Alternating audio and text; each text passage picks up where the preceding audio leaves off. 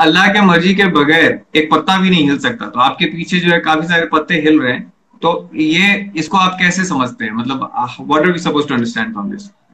جب ہم یہ کہتے ہیں کہ اللہ کی مرضی کے بغیر کوئی کام نہیں ہو سکتا, اس کا مطلب یہ کہ اللہ کی نالج میں آئے بغیر کوئی کام نہیں ہو سکتا.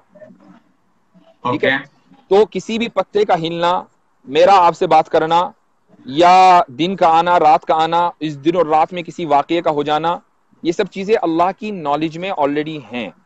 اور اس کی وجہ بھی میں آپ کو بتا دوں. اس کی وجہ یہ ہے کہ جب ہم نے اللہ کو کریٹر مان لیا اور اس پوری کائنات کو, اس پوری یونیورس کو اس کا کریشن مان لیا, تو اس کریٹر کو اس کریشن کو چلانا ہے. ٹھیک ہے, تو اب یہ ممکن ہی نہیں ہے کہ ایک کریٹر اپنی کریشن کو, وہ بھی اتنی انورمس اور جائگینٹک, وہ بغیر جانے اور بغیر بوجھے اس کو چلا لے. اس کو چلانے کے لیے اس کے پاس فل نالج کا ہونا ضروری ہے. اب جب یہ پتا بھی اس کی کریشن میں آتا ہے تو اس کے بارے میں بھی نالج اللہ تعالیٰ کو ہوگی. اور اس پتے کا جو مین کام ہے وہ صرف سایہ دینا نہیں ہے, بلکہ اس کا ایک کام ہلنا بھی ہے. تو جب جو کام بھی میرا ہوگا, میرے مکمل کاموں کی نالج اللہ کو ہے, اور جو کام اس پتے کا ہوگا اس کی مکمل نالج اللہ کو ہے. اس لیے ہم یہ کہتے ہیں کہ اللہ کی مرضی کے بغیر کوئی کام نہیں ہوتا, یعنی اللہ کی نالج میں آئے بغیر کوئی کام نہیں ہوتا. اوکے. اور ساتھ ہی میں یہ بھی ماننا ہے کہ if he wants to intervene, اگر وہ کہیں انٹروین کرنا چاہے تو وہ انٹروین بھی کر سکتے ہیں. کوئی ضرورت نہیں ہے. اس کی وجہ یہ ہے کہ اس نے ہمیں اختیار دیا ہے کہ ہم جس طریقے سے چاہیں اپنی زندگی گزاریں.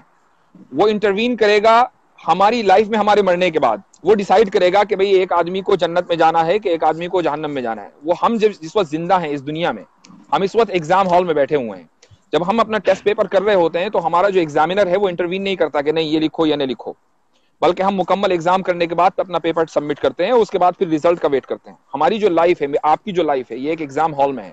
ہم اچھے کام کریں گے تو آگے ہمیں اچھا اس کا صلہ ملے گا, اور ہم اگر برے کام کریں گے تو اس کا صلہ اسی حساب سے ہوگا. اس وقت جو ہمارا کریٹر ہے وہ انٹروین نہیں کرے گا.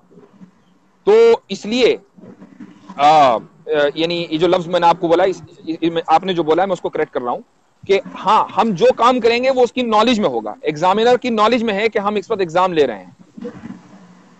ٹھیک ہے, ٹھیک ہے.